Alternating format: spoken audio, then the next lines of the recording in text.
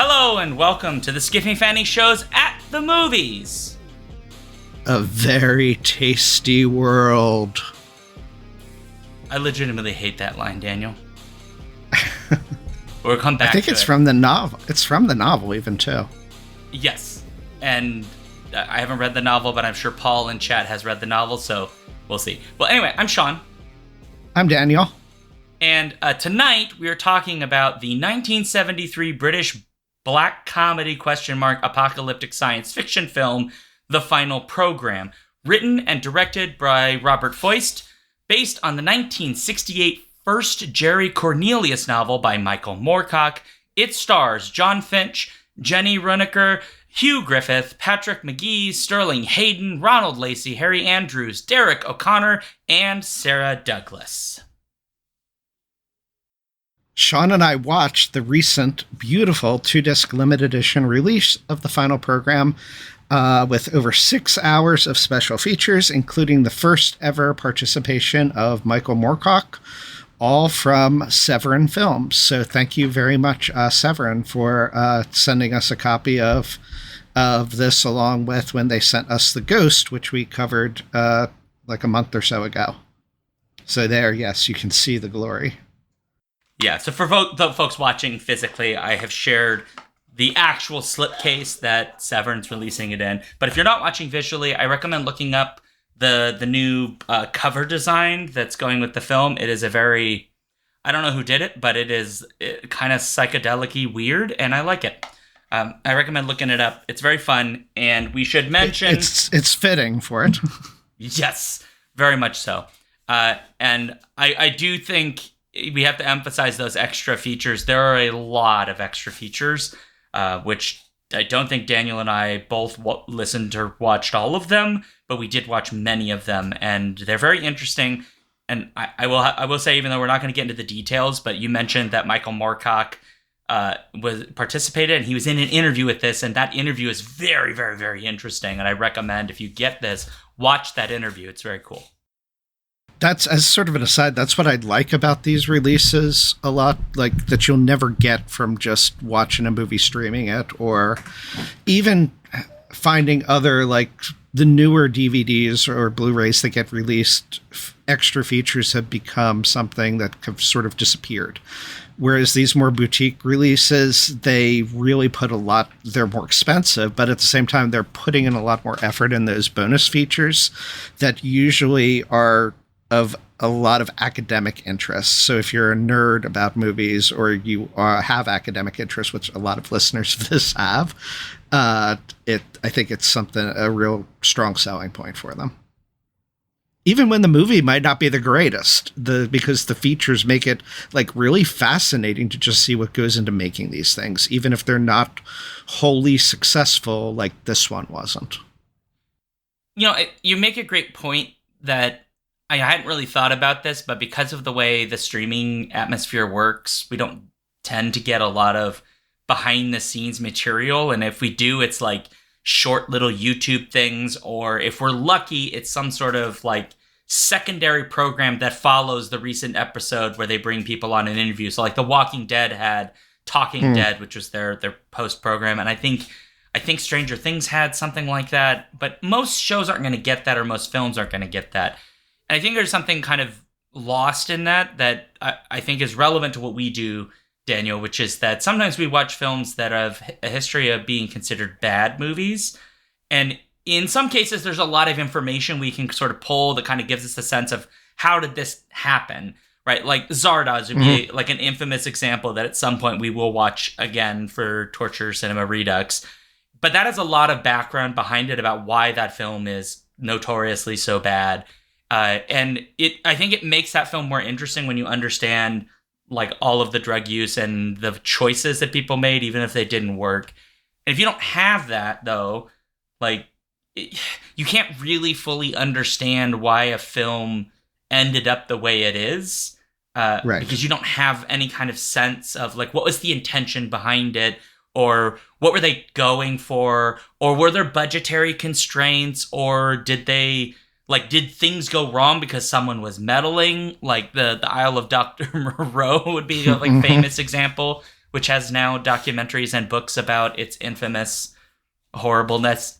Yeah, so I think one of the things I would have to say I agree strongly with is that boutique presses have done a really good job of trying to fill in some of the gaps that especially older, lesser known or cult films sometimes don't have, which is, behind the scenes footage, interviews, the commentaries, and so on and so forth.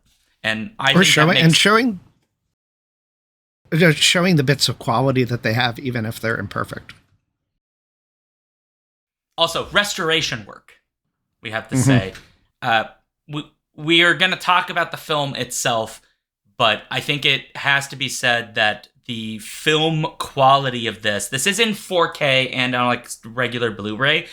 Daniel and I only watch the Blu-ray because we don't have 4K TVs. I have no idea how much better the 4K looks, but the Blu-ray is, for a film from 1973, that's 50 plus years ago, is crisp as shit. It is so beautiful, and there's very little in this film.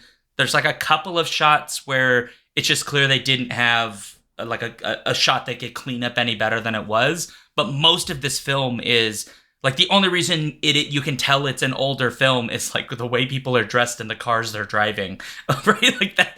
Otherwise, like, it looks beautiful. Like you could see pores on people's faces. It's impressive work. Yeah, totally. So Daniel, what is this film about?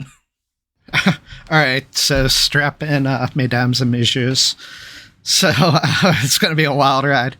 All right, so Earth has reached the end of an age, the end of times, or at least a time. Much of society we know is now destroyed, in ruins, and really the only remnants that remain seem to be pieces of government and the wealthy still trying to maintain a dying grip to the old ways in sort of like a nostalgic way that's not sustainable.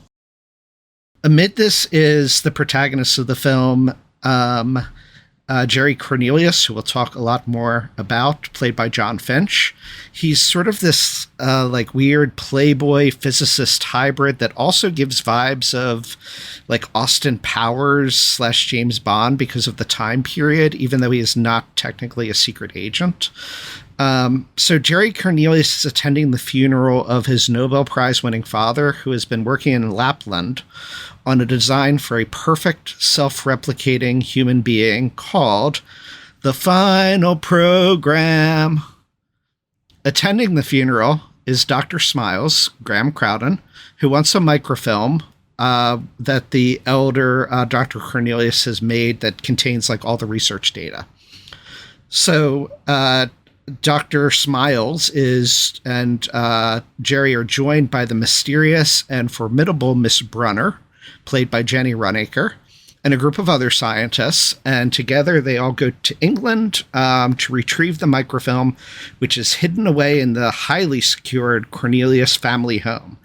And there in that family home lives Jerry's sister, Catherine, played by Sarah Douglas, where she lives, and kind of captive of their paranoid, drug-addicted brother, Frank, played by Derek O'Connor. So before actually going to this highly secured house, Jerry consults with Major Wrongway Lindbergh, played by Sterling Hayden, who is a U.S. military officer who in this sort of apocalyptic world has become stranded in England. He supplies them with a jet, and Jerry also goes to visit an old friend called Shades, Ronald Lacey, who hooks them up with some napalm. And together, the group then launches an assault on the Cornelius home compound. The house is protected by a sound system that induces pseudo-epilepsy. It has lots of other traps, including poison gas and a lethal chessboard. Kind of wondering if that's where J.K. Rowling got her idea for the chessboard in Harry Potter. Don't give her credit. Don't give her credit for nothing. Okay, she just stole it. Jerry finds and confronts his brother Frank there in the house. A fight ensues between the two. In the confusion, Catherine is accidentally killed by Jerry. So Jerry accidentally kills his sister, whom we'll talk about. It's implied he has an incestuous relationship with her. Jerry is wounded. Yeah. Frank falls into the hands of Miss Brunner.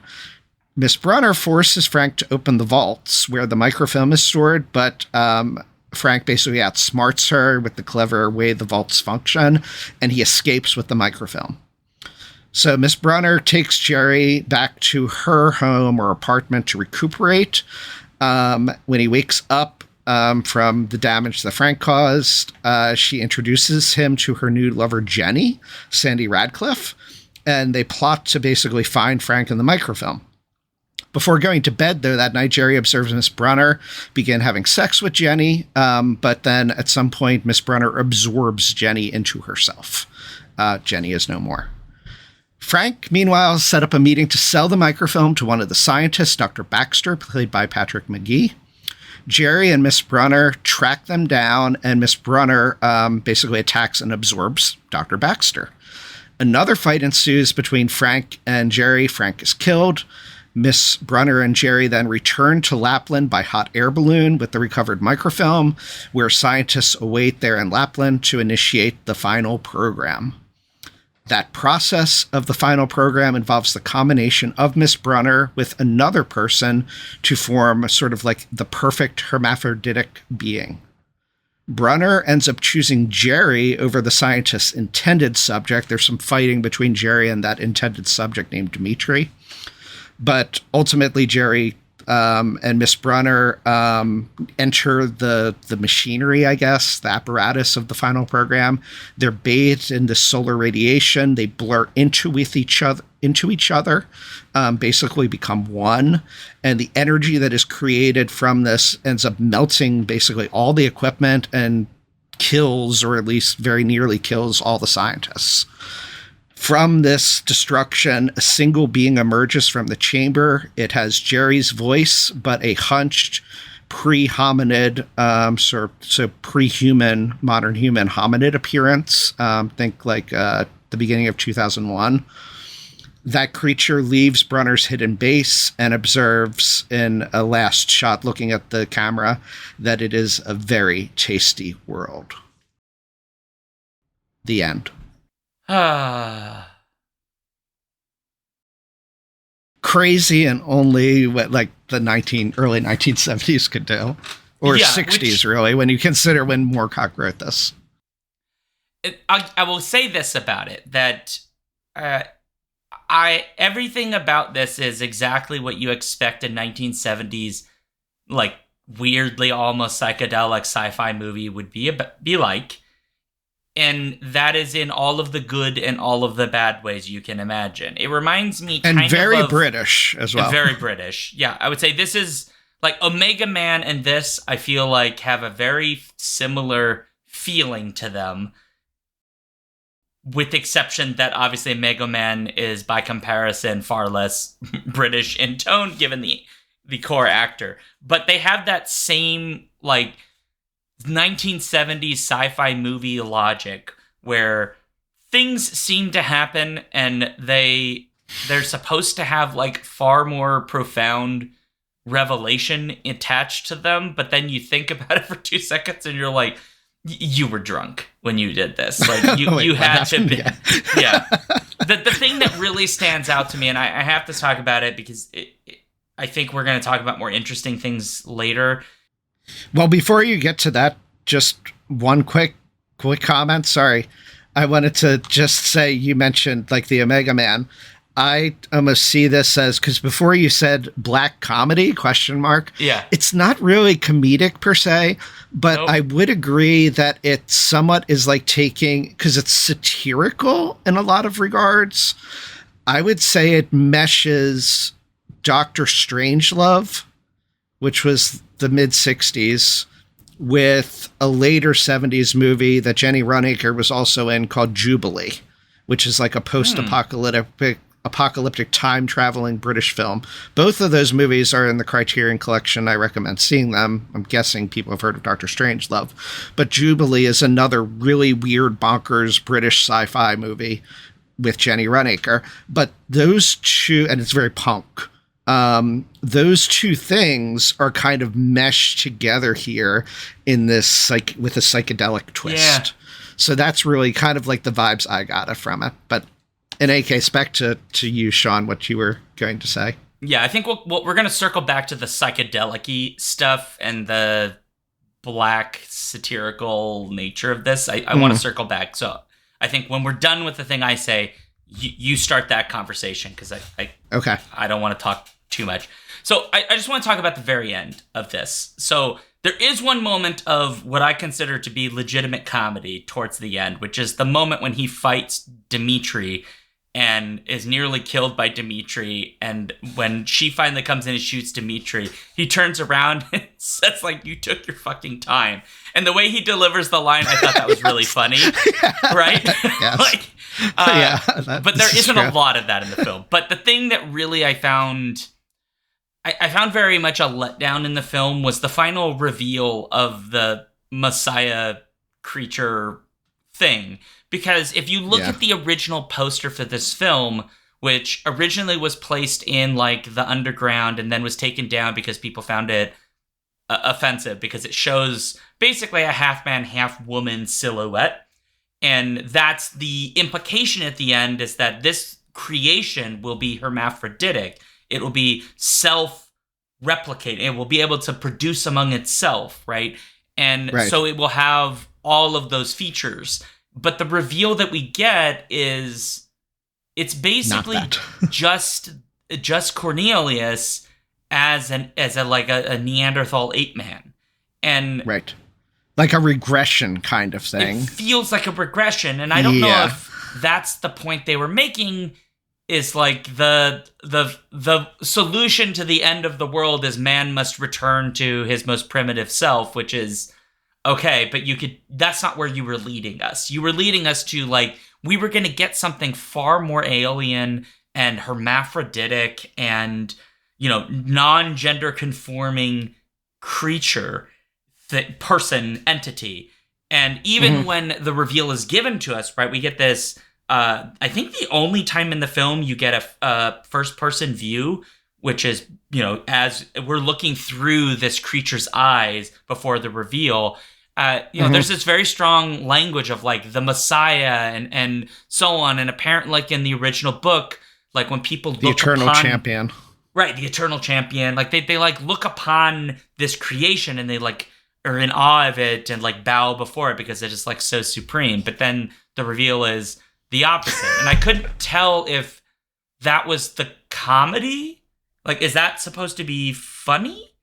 Or is there another point being made? I just couldn't quite make heads or tails of it. And then he says that it's a tasty world. And I'm like, okay, but I don't understand.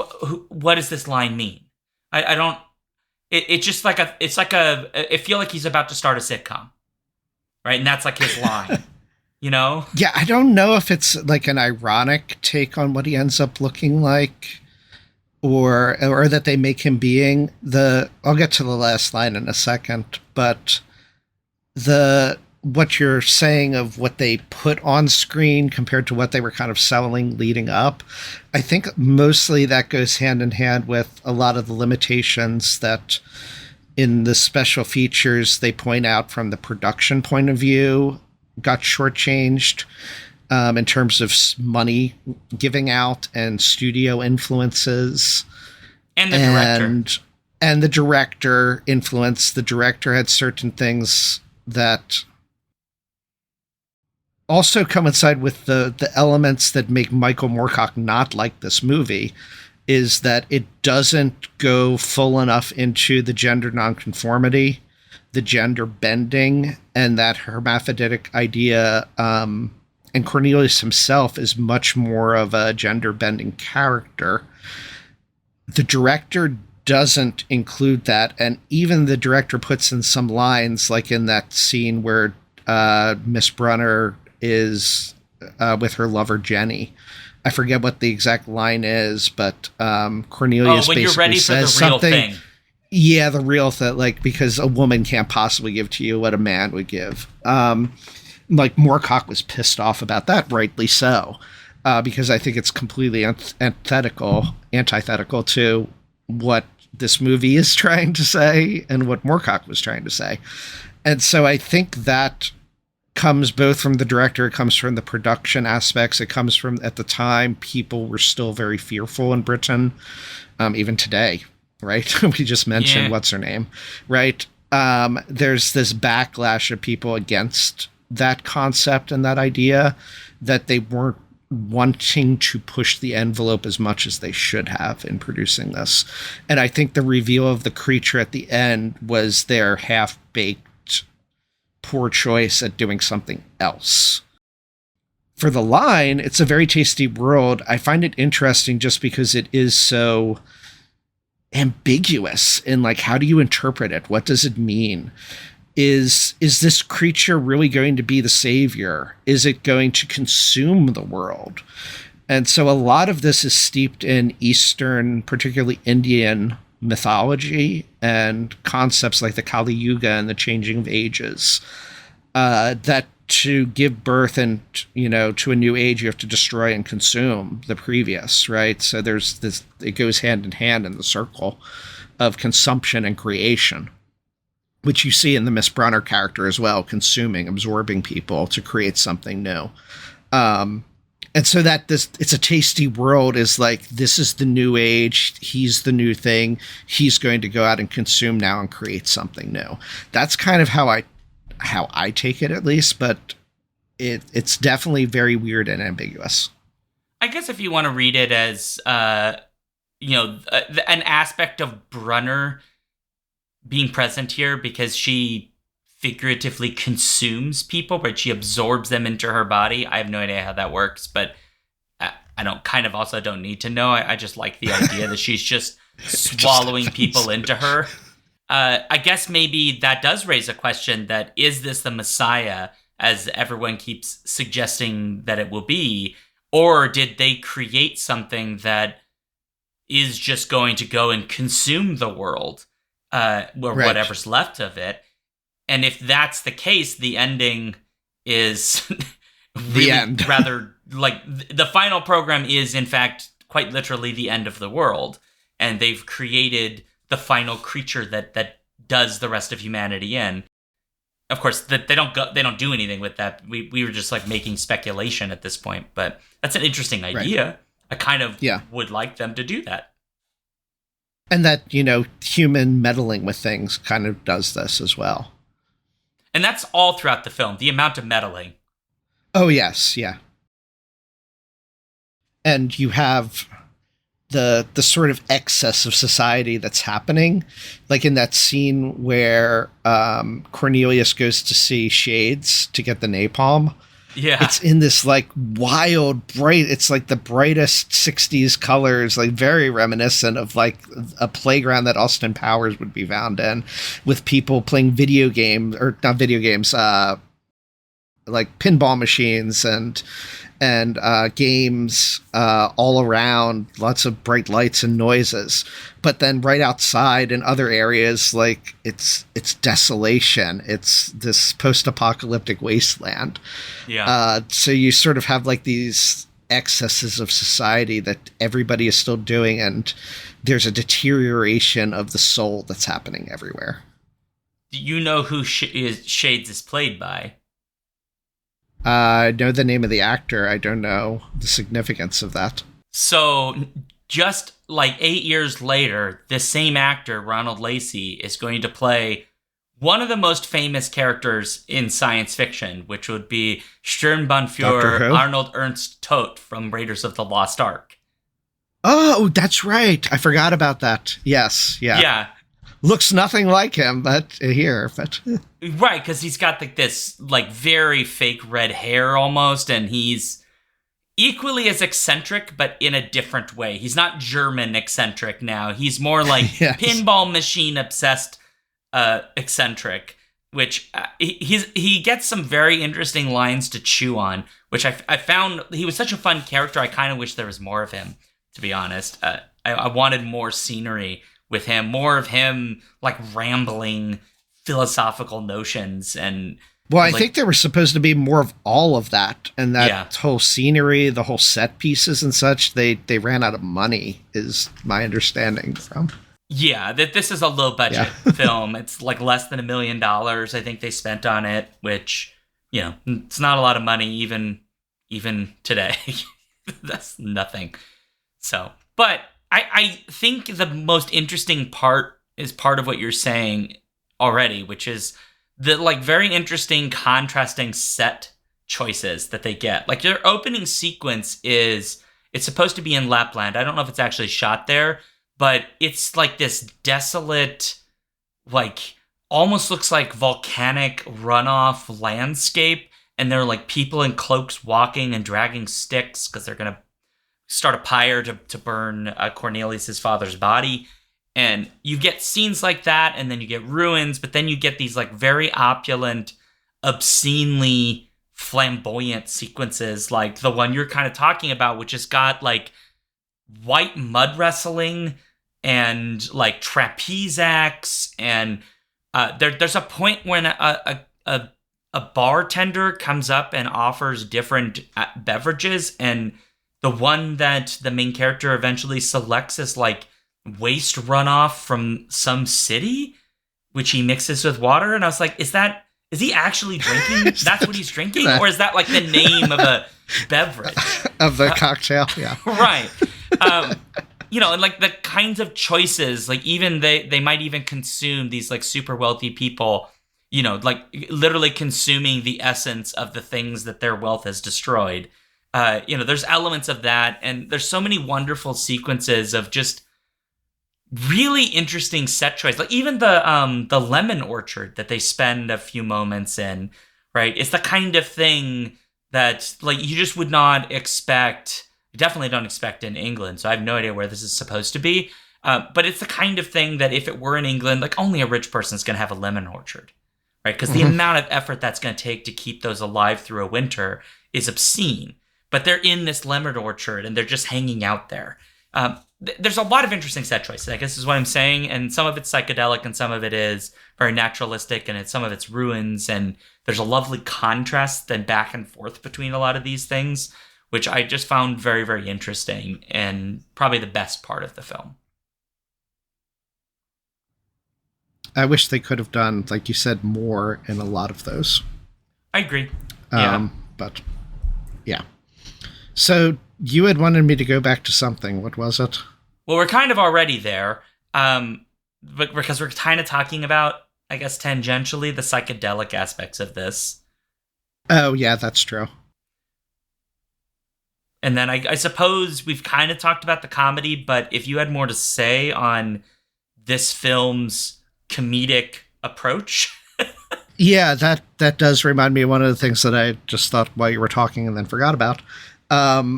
The opulence you had mentioned made me think of Sterling Hayden in this, because you have this general and he has like this big gold chain, if I remember correctly. It's like an ankh. Right? Like, yeah, and he has the ankh symbol, right? And so it goes very much with sort of like the time period of the sort of like hippie kind of thing, and everything about him. It's the Castro beard. Did you not notice? It is the Castro beard, yes. Yeah. But that whole scene, I would say, was another moment that I thought was hilarious. That had comedy to it.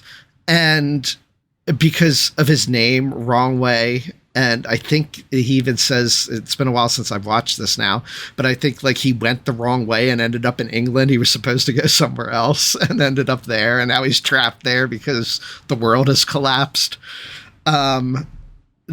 The other aspect of this that makes it funny is just apparently Sterling Hayden was completely sauced. Yeah. While making this in the special features. I don't remember if it was Jenny Runacre's interview or one of the producers. The producer does mention this. Yeah. How drunk Sterling Hayden was, and how you could notice because every line that you would give him, he'd repeat the line back to the actor and then use that to continue talking about it.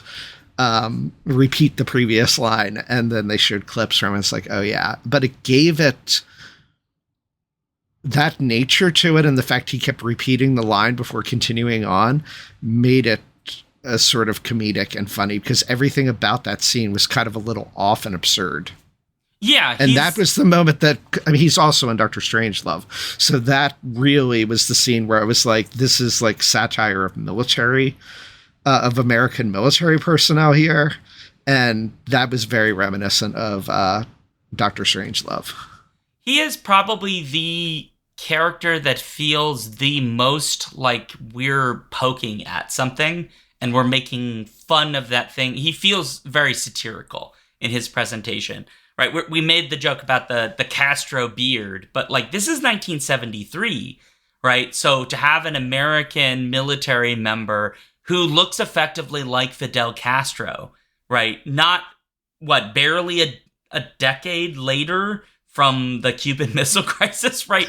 There's an element of like a real, like, you're almost like the film is almost suggesting that like the American military is almost of the same ilk, right? That same kind of brutalistic, opportunistic, which of course it is, but you know, maybe people didn't fully know that in 1973 yet.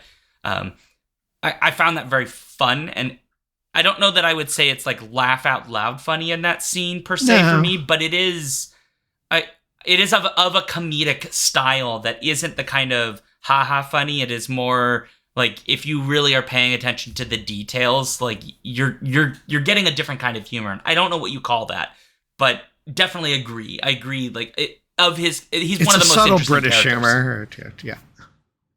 Yeah. Maybe it is a subtle British humor. Maybe. At least, I don't know about that specific example, but I think this movie as a whole has that.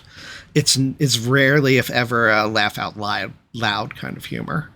The line you mentioned, and there's a line, I don't know where it occurs in the movie, but I came across it as I was trying to find the exact line for It's a Tasty World. Now I hate long goodbyes, so piss off. Oh, yeah. It's in the orchard. As I read that, I was like, oh yeah, that was a funny moment. So there are lines like that are kind of like you'll chuckle at, but by and large, I would say when comedy is there, it's that subtle comedy under the surface of a satirical aspect, whether it's satirizing politics or military in this case, or satirizing class differences and sort of like the consumerism and obsession with objects and obsession with owning things, like with the pinball and the obsession with extravagance. That I would say is more the root of comedy here. Yeah, I would agree there that this is, I think to make this laugh out loud funny would require a change to the lines that are read, because we would need more of that British humor of like, I don't know it's escaping my name, but like when you're making like pun humor, but even more sophisticated to where like you really have to pay attention to the exact language that's being used because there's a joke there. Yeah. The moments when this film, I think, goes for an actual comedic line, they're not really clever lines. They're more kind of obvious. I would say, like, the example I gave is You Took Your Fucking Time would be one, but there's a scene earlier where they're talking about Duel, the little machine that is going to create the new hermaphroditic Messiah caveman. And at one point, Cornelius basically says, like, and it'll do your laundry too, or something to that effect, right? Which is like, you know, it's not a very clever line, but that is a pretty humorous line. And I kind of wish the character had, you know, he a little bit more of that, like the quips, you know, like the little... Right, the bite. Little bite in his lines. And I think it's just not quite there. You know, when I was watching the Moorcock interview for this, you know, he strongly kind of gives a sense of who this character is sort of meant to be. And it made me think, not because he says this, but it made me feel like the way Cornelius is meant to be portrayed is sort of almost like a satire of a James Bond type figure. And I feel like the thing we're missing from that is like a very sardonic wit that is just super self-aware. That I kind of feel is what was needed here, and maybe that is in Moorcock's script, which he did write, and then the director apparently just threw it out, which, I don't know, maybe it's in there, but I would have liked to see that, but that is not here. Yeah, he's almost a little too pompous in this, I would say. Yeah, a little bit. Because he's full of himself, but not self-aware necessarily enough. The other sort of scenes in the movie that recalled to me the psychedelic comedy type mixture would be that entire assault on the house and all the weird shit that starts happening, in that it happens to the scientist because, like, Jerry is the one who knows this house and knows about, like, traps and how to get through things. And so he tells him to just wait in a room. But then, or actually might have been waiting in an elevator to begin with. And then he goes off, but then the scientist, like gas starts coming out, and like one step by another, the scientists keep doing really stupid things. Yeah. Getting further and further, like putting themselves at risk. Until Jerry kind of comes to like rescue them. And a lot of those traps have psychedelic type, like the lights have that nature to them. And there's some of that comedic aspect to that whole sequence, I would say. Oh yeah. It also paints a very, very clear picture of who Frank is by comparison to Cornelia, Jerry, because, you know, Frank, when we do get to meet Frank, right, he's clearly like sociopathic and like kind of Joker-like in his quality.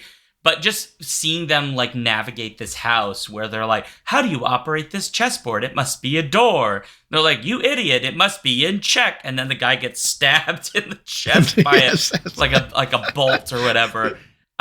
You know, it's this very twisted, sadistic house that Frank is in charge of. And like the thing that really got me was the like caretaker is living in this house. This is his daily existence. It's like navigating all these traps, and this poor man. And then Frank kills him. Kills him. When you think about, like, it's not that it's funny in the moment of the film, but as you think through the logic of what's happening, you're like, okay, but this is so insane. Right? What are they paying this man? Right? I hope he had like a massive amount of money that he could give over to a family member.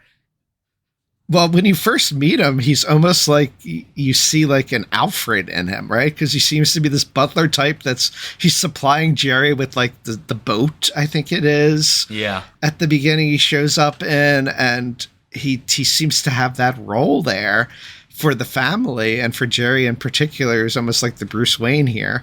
And then you get to the house and he's laying in the hallway, like shot and dying. You're like, oh, okay.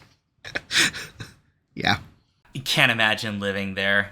It's a horrible house. At first, when Jerry tells you, I'm going to burn the house down, which is at the very beginning of the film, right? Yes, yeah. The thing you think at that moment is like, wow, Jerry like really hated his dad, or yeah, right? Because like, why would you burn the whole house? Like, sell it or something, right? But it's like a very absurd kind of thing to do. But then you see the house and you're like, oh no, I get it. You absolutely you can't sell this to anybody. You don't know where all the booby traps are. Like, can you imagine doing a showing in this house and like a nice couple? Oh, if I put this in check, like, you know. It's a hazard. Yeah, here's the bed where I slept with my sister and then accidentally shot her. Nope. He's accused and implied, but not explicit. Oh, well, yes. In the books, right. You could definitely feel it, though. That whole character, the interactions and the character of Catherine are another area where this book seems to really shortchange it. Or this movie seems to shortchange it of what the books have, because in the series, my understanding is it's a recurring motif. Catherine and Jerry, they like die and they come back again and such, and are resurrected and have this sort of like Isis Osiris incestuous aspect to their relationship that goes back to, mythology through the ages. So it's weird, but it makes a mythological sense, I guess, if you have this as the eternal champion kind of character that Moorcock was going for. But my point to saying all that is that you don't get that here in this movie. It's implied. You don't really get to feel who Catherine is, what her relationship with Jerry is in any regard. So it sort of minimizes her to unfortunate levels in the movie. That, again, might have been, or probably a combination of the script and just the money they ended up having to film. But yeah, I mean, this is something they certainly could have filmed more of, but they just didn't. And I think it's, I don't know. I don't know how I would feel about the film, like, really playing out an incestuous relationship between them. Yeah. Because that's uncomfortable and odd. But, at the same time, maybe more hints would be nice, because at least then we'd kind of understand, like, there is more to his desire to save her from Frank, who's like drugging her and all of these things. There's more to that desire than just it's his sister and his brother's insane, so he doesn't want his brother to have control.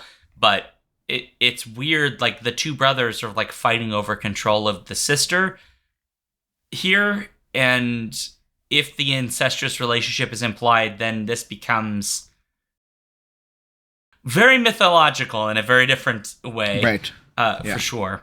But they don't go that route, and thankfully, the only romantic scene we get between the absorbing lady, whose name has escaped me now. Miss Brunner. Miss Brunner, thank you. Miss Brunner and Jerry is like at the very, very end, right as they're merging. They're merging, yeah. They're like rolling around naked, but it feels like a wrestling match. It doesn't feel sexy, like. Yeah. No. Yeah. Did you get that feeling? Like they're almost like wrestling for control. Yes, and it feels like a physical merging, right? Of both, paradoxically, both giving into it and fighting it, resisting it in some way. So I get that reference. But it does, even though they're naked, it definitely doesn't come across as a sexual type thing. You get it, the sexual type aspect, the only part of the movie that gives that vibe, I would say, would be Miss Brunner with Jenny. Which you don't really see either. It's just them like going on the couch and then Jenny gets absorbed, right? They shoot it rather cleverly, where it's so strongly implied you get exactly what's happening, but it's not shown in a way that would make it even more explicit, which I find, for the era, I suppose they could have really gone for titillation here, no pun intended. But they chose for the more subtle variation of it, which I kind of like more, because I don't know that I need any more titillation after watching Game of Thrones and the sheer volume of breasts that are just thrust in your face in that. Not enough butt from guys to counterbalance that. Just to counter it, or wang doodles. There are a handful. You do get to see a few, which, like, I don't know. I guess I'm hit or miss on, like, full-on naked body. I don't know. Maybe I'm just old. Yeah. Well, the nudity in this, there's Jenny, and there's Jenny Runacre. And I absolutely adore Jenny Runacre as an actress. And pretty much everything I've seen her in, Jubilee, this... And I saw Agfa on their Patreon had put up a video of, was it a Drag Miss World? It was some British thing that was very, very gay. And she was a part of that, that was put on an annual sort of like festival. I forget what organization it was. And there were lots of like naked people in that, including Jenny Runacre. So she was like really big at the time in sort of the performance art transgressive art and the burgeoning sort of like gender fluidity, homosexuality kind of wave there in Britain and the world. And everything that she's in, I've seen her naked, but it's very rarely like a real sexual thing. And it's always done in that way that's not exploitative at all. And really shows how to do that well, I would say. Yeah. I think even here, I don't know, you could see that this could be the kind of like psychedelic 70s sci-fi film that just really indulges itself in those kinds of things. And here I don't feel like it does. And to be very clear, it absolutely could just have done that. We have even watched films for At the Movies that, some German films where there's just like a lot of like breasts hanging out, which is very clearly, it has political interpretations in what was the East German film, the Star Trek-y one that we watched? The names, oh God. It's escaping There's me Signals. It's the one that's not Signals. Yeah. That one has that sequence with like the boss, right? Who is, with all these women who are like doing yoga or something and naked. In the Dust of the Stars. In the Dust of the Stars. Thank you. Yeah. That one I feel like has like a political meaning behind it because of the power, the masculine sort of patriarchal power that is clearly rooted into that culture there. And so women don't really have what we would consider to be rights. And so that portrayal is there. In this case, the nudity is presented once as a sexual activity. Or at least when she starts nude, it's not sexual, but then it eventually becomes sexual. I've never seen someone play piano nude before, but you know what? Some people, that's just how they need to play. Yes, you have. When have I seen a nude person playing on a piano? Like every episode of Monty Python's Flying Circus. Okay, fair point. I stand corrected. But anyway, I guess I'm rambling my way to the point that I think this film handles its nudity in a way that doesn't feel exploitative and or at least not entirely exploitative, maybe a little bit for Jenny, but it feels like the scenes where it occurs have purpose and meaning, which can't be said of all films that just kind of like want to have a naked body that doesn't need to be there. And I don't like that. I'm not a fan.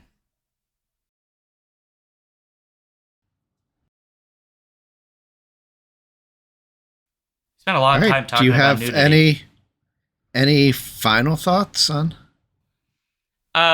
Configuration Queen does or say anything that we missed?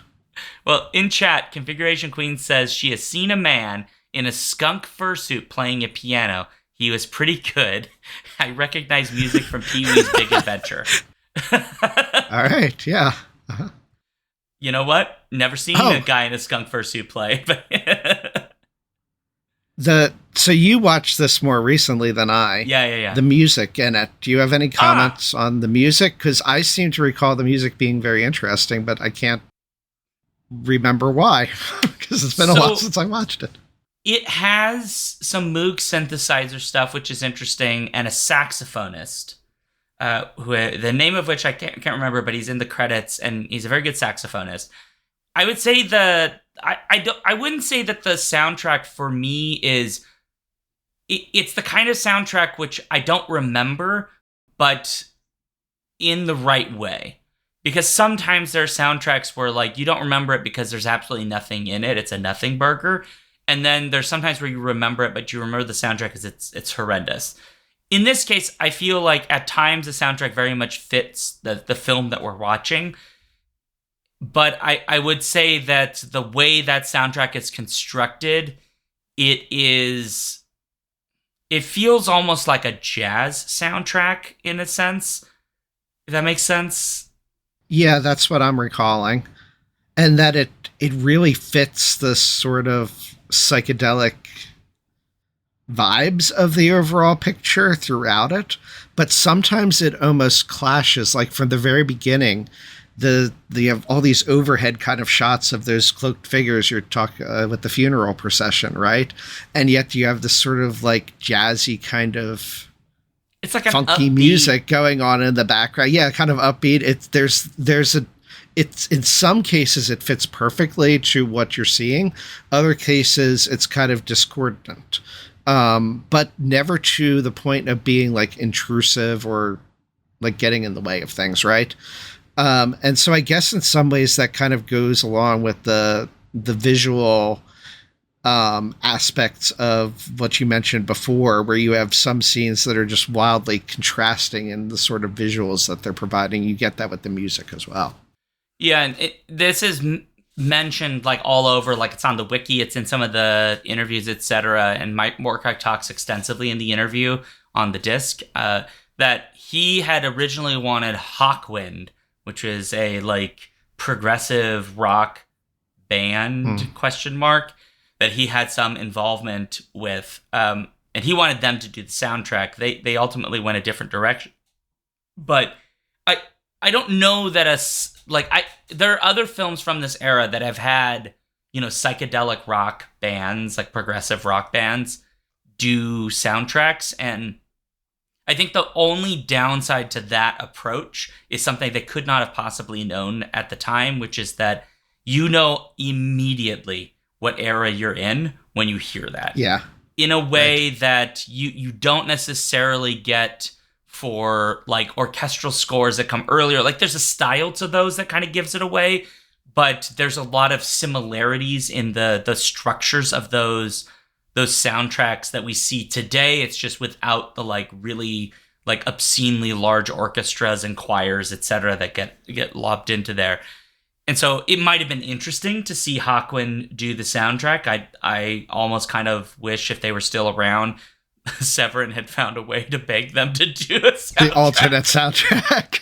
But at the same time, I wonder if it would have clashed, because it would have given this film a feeling that over time becomes less enjoyable. Some people really like that stuff.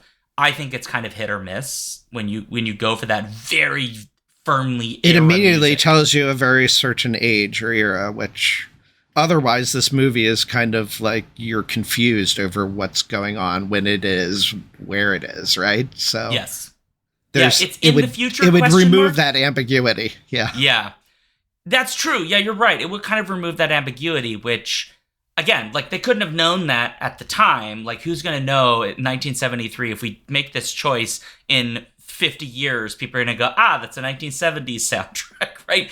There's just no way to know it. So at the same time, you can't really blame them if they had gone with that choice. They didn't, but, you know, yeah. I try not to hold it against films that are older for not having soundtracks the way that we expect soundtracks to sound today. Although you can do this now if you want. Well, really, any aspect. Yeah. Like if you watch films from like the late 90s, early 2000s that have, you know, not orchestral scores, but they like have, you know, punk rock songs or whatever, right? Some of them, like, they kind of age like fine wine a little bit. And then some of them you're just like, oh, Jesus, they chose that song? Like, where it's like, that song's so cringe now. You know, like what? And I don't know. I think like or you American can just Pie, tell an 80s movie or yes, the 90s movie that has the rap song in the middle of it. Oh, my good Lord. Or the soundtrack. Yeah. It's even worse when they add a rap song from someone you've never heard of before, and they get to be themselves in the movie, like in Birdemic. Yes.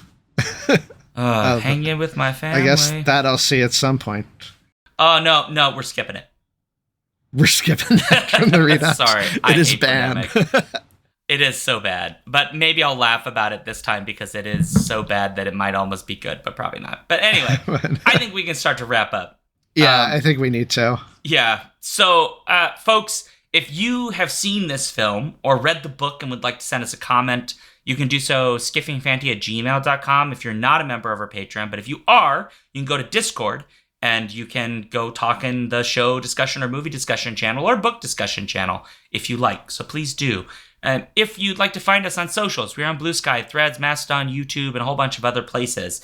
All of that is at skiffyandfanty.com/skiffythings. Obviously, skiffyandfanty.com is our webpage, so that is where you can find our show and all of that good stuff. We are live every Friday almost, at 7 p.m. Central on Twitch at twitch.tv/alphabetstream. So please join us for our live shows if you'd like to be in chat with us, because I'd be lovely to have you here. And then if you have money that you do not need for, food, medication, feeding your kids, all of that kind of stuff, and you'd like to support the show, which we could really use, please go to patreon.com/skiffyinfanty. $1 is the lowest amount that you can give.